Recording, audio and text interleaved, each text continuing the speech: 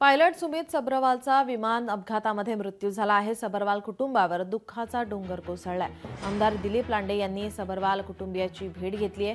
अहमदाबाद विमान दुर्घटनेतील पायलट सुमित सबरवालच्या कुटुंबियावर दुःखाचा डोंगर कोसळलाय। मुंबईतील पवई परिसरामध्ये सुमितचे वडील एकटेच राहतात। टेक ऑफ करण्यापूर्वी सुमितने त्यांच्याशी संवाद साधला होता। लंडनमध्ये विमान लँड झाल्यावर आपण पुन्हा बोलणार असं त्यांनी सांगितलं होतं, पण त्याआधीच काळाने घाला घातलाय। काही या ठिकाणी आमदार दिलीप लांडे यांनी कुटुंबियांची भेट घेऊन त्यांचं सांत्वन केलंय। अतिशय दुर्दैवी घटना घडलेली आहे आणि सुमित हा त्यांच्या आईवडिलांना एकटा मुलगा आहे आणि एक बहीण आहे। 1994 पासून सुमितने ही नोकरी जॉईन केलेली आहे।